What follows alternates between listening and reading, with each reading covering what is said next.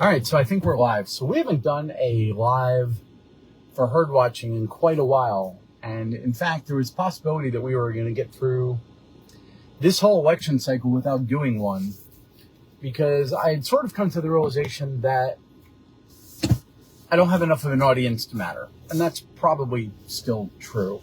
For whatever reason, the herd watching content never really resonated with the crowd. And given the socio-political climate, I was starting to mellow out a little bit. And, I figured I would stick to mostly just reporting the occasional factual post, not really commenting on things as they happen, but sort of going back to the roots of this channel, which was talking about broad media narratives. And that's where we were going to be right up until a couple minutes ago when somebody decided to take a shot at President Trump. And it became clear that just sitting out on the sidelines was a tacit form of cowardice. And so here we are. Now, some of you may or may not realize that the herd watching sort of media thing was born during Trump's first presidency. I think the first video might actually have been on the eve of the election or the day after. Anyway, let's talk about what just happened and how that blends through what I normally talk about on this channel.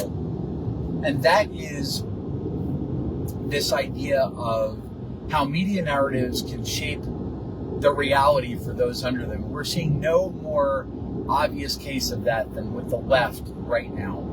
If you listen to the rhetoric, you hear an unbroken string of Donald Trump is a fascist. If Donald Trump gets back in, that's the end of America as we know it.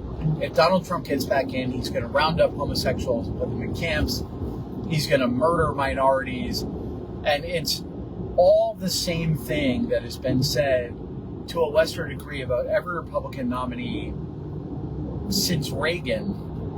But with Trump, somehow, they uniquely feel compelled to completely lose their minds. And I'm not 100% sure why that is, except that we're at a moment in time where the left really believed with Hillary Clinton that they were on the verge of seizing power almost permanently. Barack Obama had been the president, and they saw a rosy future of just continuing that sort of thing from there on out, where they could continually amass more and more power and build an unassailable position in the bureaucratic state, where it was becoming more and more impossible for anyone other than a leftist to gain and hold power. You can see it in the way the DNC shapes governmental power when they're in power. They're constantly expanding the power of the federal government, constantly sort of adding more and more hoops to jump through for anyone who isn't on their side to gain power, solidifying power over the schools, solidifying power over speech, solidifying power over whatever. And I think they really thought they were on this path towards achieving a permanent left side administrative state. And Hillary Clinton was supposed to be the chosen one who took that forward. This context is important. I'm getting to Trump in a moment. But if you've seen my previous videos, you'll know I've commented on this before. And then Donald Trump came and sort of smashed the whole thing and set their entire agenda back by at least 4 years and delegated more power out to the states and sort of showed that this alternate way of running the country was possible and was successful at it. The Trump foreign policy is the most successful foreign policy we've had in at least 20 or 25 years. The Trump economic plan was working. COVID came along. I think Trump stumbled a little bit with the way he pushed the vaccine, but I can see how that was done, right? The sort of administrative state gave him this, spun for him this idea that, he could be the savior if he just gave the smartest men in the room, theoretically smartest men in the room, as much power as he could. And even at that, Trump managed to avoid the worst of those excesses, right? No federal mandate really was as bad as the state level mandates, and in fact, Trump fought against many of the state level mandates. Well, anyway, So that's for context, right? You had this run up to left-wing administrative power centered around the federal government that was going to slowly sort of stamp out those places where right-wing ideals still held power and make it ever harder for any right-wing person to gain power. And Trump interrupted that. And I don't think they've ever really recovered. And from the very first, you saw this rhetoric that was designed to enable violence on the side of the left. Do any of you remember the 2016 elections where you had large groups of violent left-wing activists waiting outside of Trump rallies so that they could destroy cars, destroy property, beat the crap out of normal Americans when they dared to come out for the crime of coming out of a rally where they heard a non-left-wing opponent speak? The left immediately switched to violence. It was like their first reaction. Gangs of left-wing violent thugs descending on normal Americans, hoping to intimidate them to change their vote. And we've seen that consistently. The left-wing moves to organized violence in a way that the right never has in America. They have a long history of, city-spanning riots, the destruction of property. It's the first thing the left wing does when they get a court verdict they don't like. It's the first thing the left wing does when they get a law passed they don't like. It's the first thing that happens when an election doesn't go the way they want. It's the first thing that happens the moment, there's an incident that they don't really like. You would see that. Now, I want you to watch over the next couple of days, by contrast. And here's what you're not going to see. You are not going to see hundreds of right-wing activists taking to the street, destroying the downtown city centers. You are not going to see them stopping traffic, pulling people out of cars, beating the crap out of them. You're going to see none of that.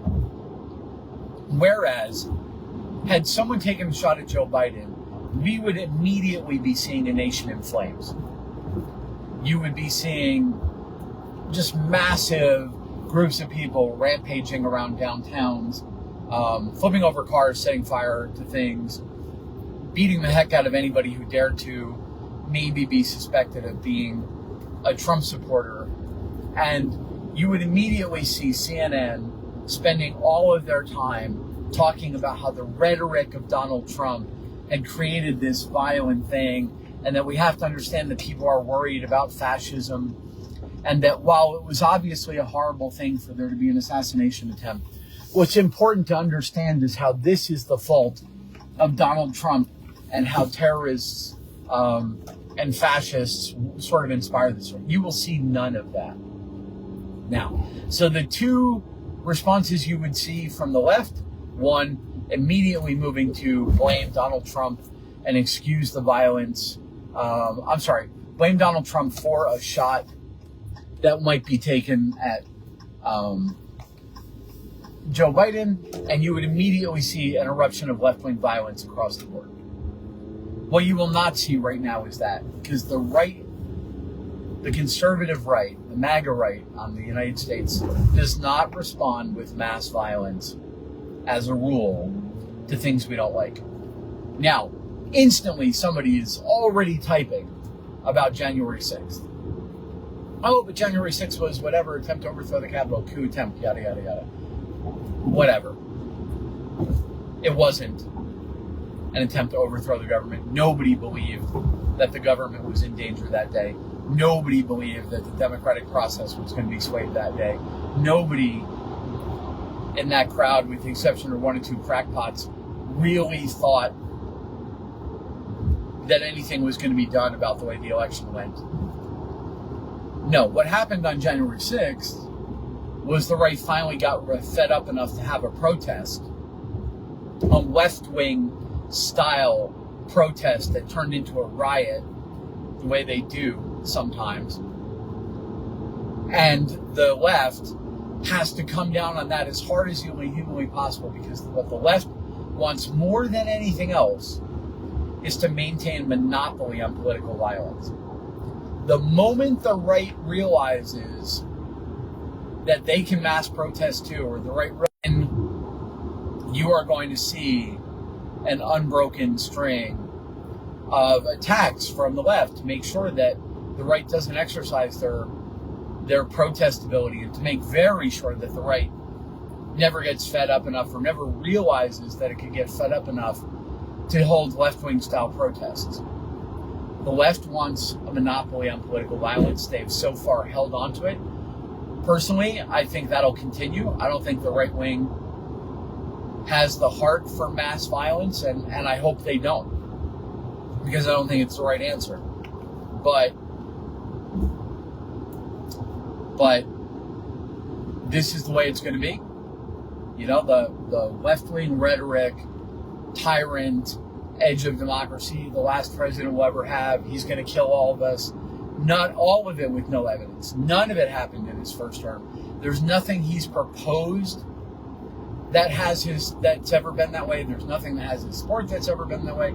The only way you can twist yourself in knots to pretend that Donald Trump is trying to murder an entire class of people is to accept the idea that possibly not government funding massively physiology altering surgery is genocide, and that to buy into the idea that not granting more money, more privileges, and more special support to a population is the same thing as that population being targeted or murdered. That's the only way you get there from here. The only way you get to Donald Trump wants to slaughter minorities is through the idea that Donald Trump doesn't support special privileges for minorities. The only way you get to Donald Trump wants to slaughter foreigners and is xenophobic is Donald Trump doesn't like the idea of illegal immigration and wants to secure the borders. The only way you get to Donald Trump wants to kill trans people is that Donald Trump doesn't want to support the idea that a 12-year-old, without the full consent of the parents, or even that some parents may decide to permanently alter the physiology of their 12-year-old based on a dubious psychological evaluation, and that just maybe that's not something we should be doing as a nation. The only way you get to the idea that Donald Trump advocates violence against a minority group is you have to equate the idea that not offering special treatment for a minority group is the same thing as trying to kill them. You whip your supporters into a frenzy that way. You keep hammering this idea, and this is what you get. You get mass violence, which we've seen for now decades, but really ramping up in the last 8 to 10 years from the left. A clear sign that their internal mental state is becoming more and more and more unhinged. And you get this.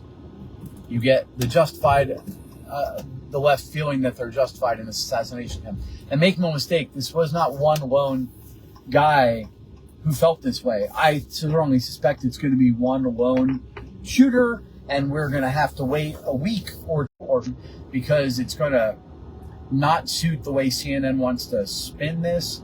So just like in other recent shootings where the motive and the identity of the shooter's been hidden so that the left had time to spin it. Do I think this was a conspiracy to kill Donald Trump? No.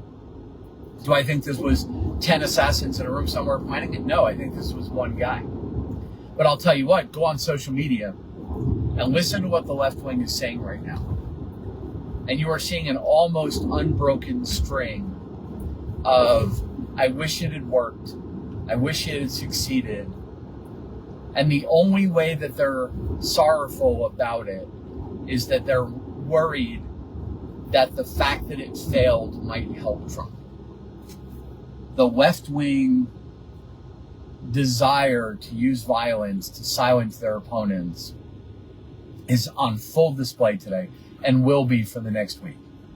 It'll be interesting to see whether CNN coalesces around finding a way to blame Donald Trump for this, or whether they're going to try and find a way to claim that it was a false flag operation, that Donald Trump himself set it up, or whether they're going to try and spin this as some MAGA person who was disappointed in Donald Trump not being extreme enough. I don't know who they're going to find for this. And I suppose there's a very, very, very small possibility that any of those things is true. But the overwhelming probability is that this is some weak-willed, weak-minded left-wing person who has been whipped up by all this talk about this being the end of democracy. And there will be zero reflection on the left, if that turns out to be true, about whether maybe their point of view is a little out of hand.